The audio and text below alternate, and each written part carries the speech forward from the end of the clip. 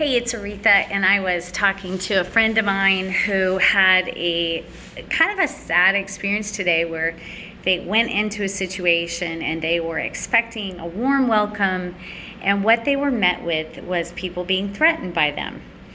And I know all about this in my own personal life. I'm a very confident person, and I've been surprised at people's reactions to me because I'm a positive person and I'm not fearful and I'm sending out good vibes. And sometimes you think, well, what's wrong with me in this situation? Why are people rejecting me? That is what my friend took out of the situation. And the first thing that came to mind is I said, it's not about you. I'm going to admit to you all, because I am a human being, when I see other people using my term soul style that I've been using for 10 or 15 years, it threatened me. I felt like somebody's copying me. Somebody's taking my verbiage, and it was another stylist, and I was really kind of upset by that. And it took me a couple days to get over it. And then, through talking to other people, realized, other people do use the word soul style. It's out there. It's not like, nobody uses that term. And it's not about me. It's not that somebody, intentionally took something of mine. And, in this situation, someone went in with a good intention to help a situation, and the people were threatened by this person. And, every single person in our darkest, dark parts, our survival brain, we all have scarcity mindset in their survival. Meaning, if you're doing the same thing that I am, if you're a stylist and I'm a stylist, then you could be a threat. Or if I'm a coach and you're a coach, you could be a threat to my business. You could, with that primitive mindset of scarcity, that there is not enough.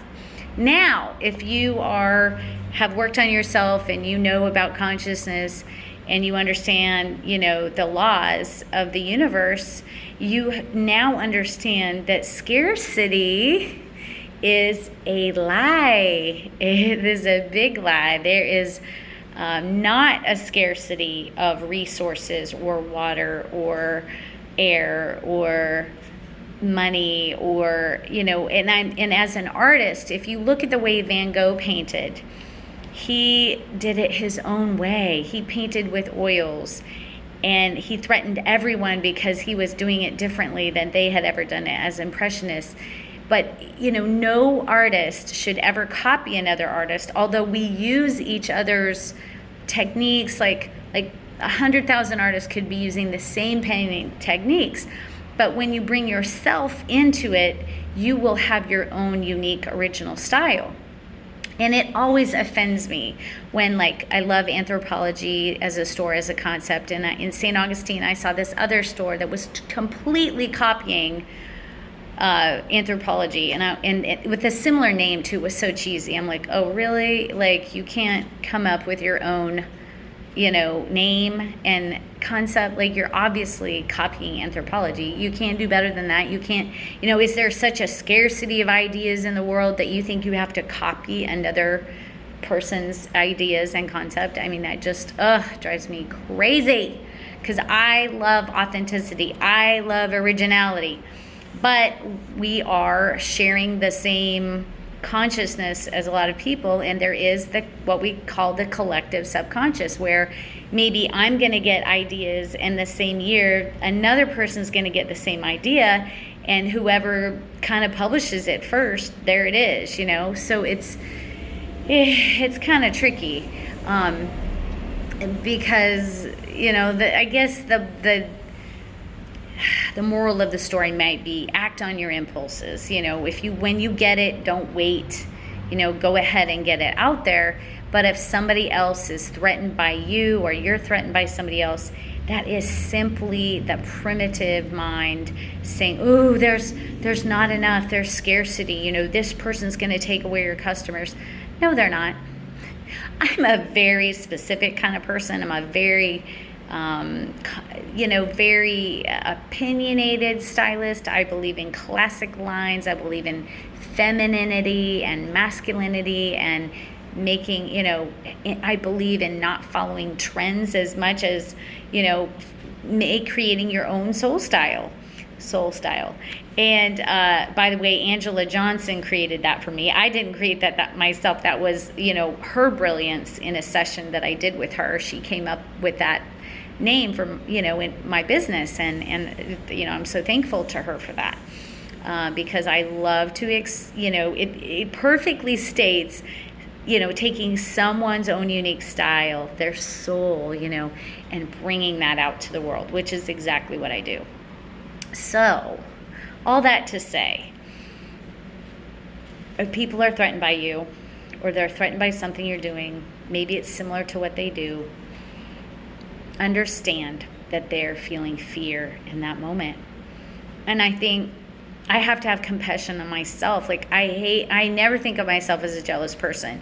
But when that other stylist used my term, soul style, I was triggered. I was like, shit, what's going on here? And because I never trademarked it, because I didn't want to have to sue somebody over a name. I didn't want to get in any kind of legal blah. And because I don't want to choose drama in my life. And so guess what? Other people get to use the word soul style, and I just get to get over it. I have compassion when other people are threatened by me to understand that they're experiencing fear. And when I'm threatened, I'm experiencing fear. Take 3 deep breaths and move on through. Call your coach, call your friend, talk it out. I had lots of great people on Facebook in different business groups that I got to bounce this off of when I got triggered. Thank God for that.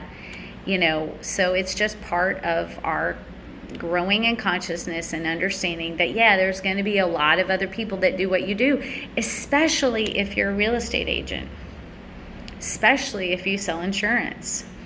There's a lot, stylists, like there's not really that many personal stylists, so I really should just shut up about it, and, but the moral to the story is that when we have an idea, when we have something, if it is important to you, maybe look at copywriting it or trademarking it or whatever, but don't worry if people are threatened by you or you're threatened by other people. It's just a natural fear response, and how we move through fear is taking 3 deep breaths and recommitting to what we're here to do. And the best idea when I got threatened, the best counsel I got from another entrepreneur was roll your eyes and keep moving, because since flattery is the sincerest, copying someone is the sincerest form of flattery. So, I just don't like that. I don't like anybody to look exactly like somebody else. I don't like anybody else to copy yuck. I like everyone to be an original. And I love, the moral of the story is that's my value. My value is uniqueness and originality. And so anyway, I just want to share that thought because I think a lot of us go through that at one point or another. Okay, have a great day. If you like this video, like and share.